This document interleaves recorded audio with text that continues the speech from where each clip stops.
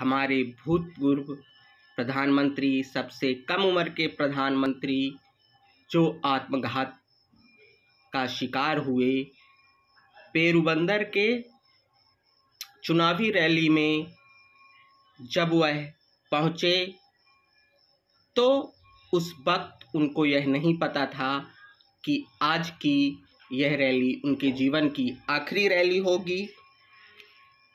उनके मृत्यु का कारण और रणनीति श्रीलंका के आज़ादी से शुरू हुआ। श्रीलंका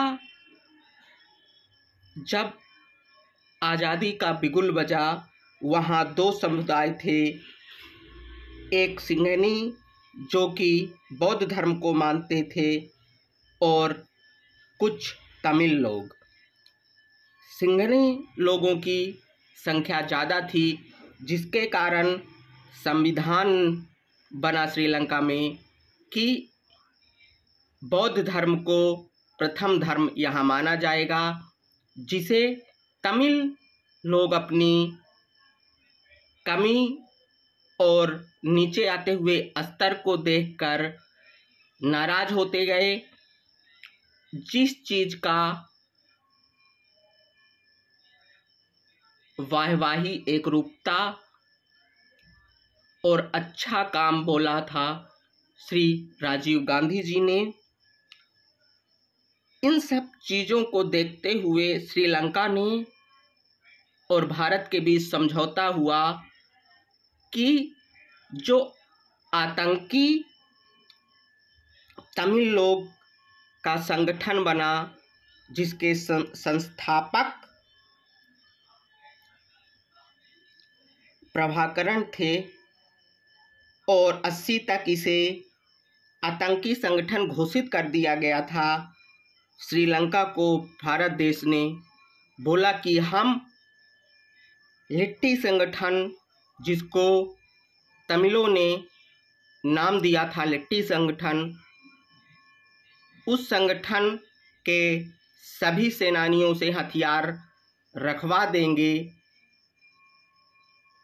इन आतंकी संगठन के सभी व्यक्ति से हथियार रखवा दिया जाएगा। यह बात भारत सरकार ने कही और 3 सालों तक भारत सरकार ने पवन नाम से एक अभियान शुरू किया और 3 सालों तक भारतीय सेना श्रीलंका में रही।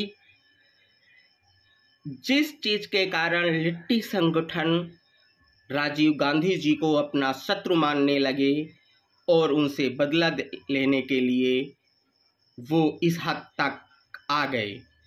इसके लिए उनका एक मुखिया, जो कि शरणार्थी के रूप में भारत आया और इस जंग को, इस बात को अंजाम दिया। राजीव गांधी जी के पेरुबंदर रैली में आत्मघाती हमला करवाया, जिसका नाम शिव रासन था। वह धनु नाम की एक लड़की और उसकी सहेली को लेकर आया।